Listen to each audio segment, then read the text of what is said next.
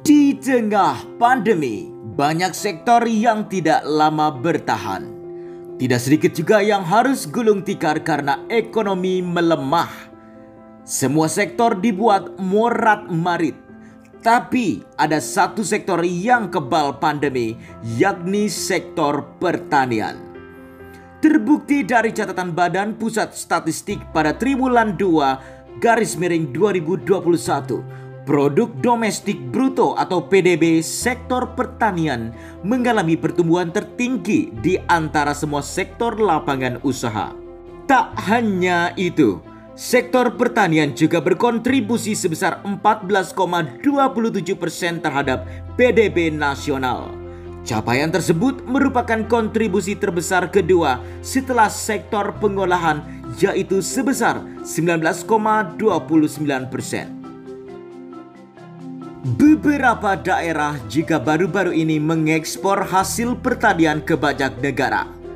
Balikpapan menjadi salah satu dari 17 pintu ekspor merdeka dan sudah mengekspor ke 3 negara dengan nilai ekspor sebesar 746,8 miliar rupiah di kawasan industri Kari Angau, Balikpapan pada Sabtu 14 September 2021. Diikuti oleh Provinsi Sumatera Selatan tercatat berkontribusi terhadap program Merdeka Ekspor dengan melepas ekspor hasil pertanian ke 11 negara tujuan.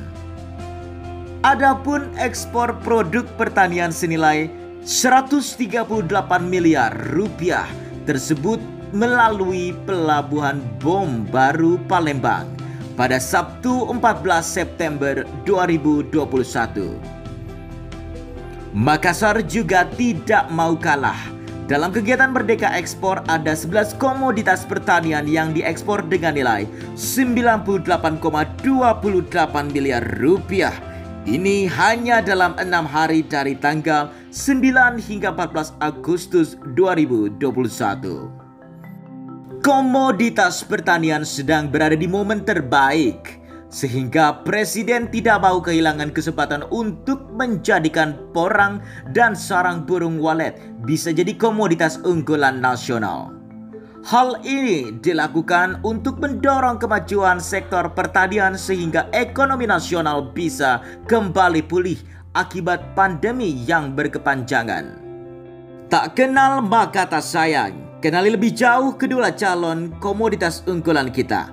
Mulai dari porang. Porang ini termasuk jenis umbi-umbian yang tadinya cuma dianggap sebagai tanaman liar. Namun, seiring berkembangnya pengetahuan dan pangsa pasar, porang berubah menjadi komoditi yang membantu ekonomi. Porang juga tanaman penghasil gizi baik karbohidrat, lemak, protein, mineral, vitamin, dan serat pangan. Tanaman porang memang digandrungi karena berkhasiat bagi kesehatan dan bernilai ekonomis. Secara khusus, ternyata terdapat tanaman porang yang hanya tersebar di Indonesia, yaitu Amorphophallus variabilis, banyak tumbuh liar di Jawa, Madura, dan Kepulauan Kangean. Kemudian kita beralih untuk mengenal sarang burung walet. Sarang burung walet bukanlah sarang sebagaimana burung pada umumnya yang membuat sarang menggunakan daun dan ranting pohon. Sarang burung walet adalah sarang yang dibuat menggunakan air liur burung itu sendiri. Air liur yang kemudian membentuk gumpalan itulah yang kemudian banyak dicari dan menjadi salah satu hidangan paling mahal di dunia. Sarang burung walet dinilai memiliki khasiat yang banyak sehingga dicari untuk dijadikan bahan obat. Kita sudah mengenal kedua komoditas yang bakal menjadi komoditas unggulan nasional. Sekarang kita membahas dari kegiatan ekspor. Bisa dikatakan porang booming saat ini. Permintaan porang terus meningkat ke berbagai negara di Asia, antara lain Cina, Vietnam, Filipina, dan lain sebagainya. Bayangkan saja, dalam 15 tahun baru pertama kali ekspor kita lebih dari 15,4%. Nilai ekspor sarang burung walet juga tidak kalah hebat.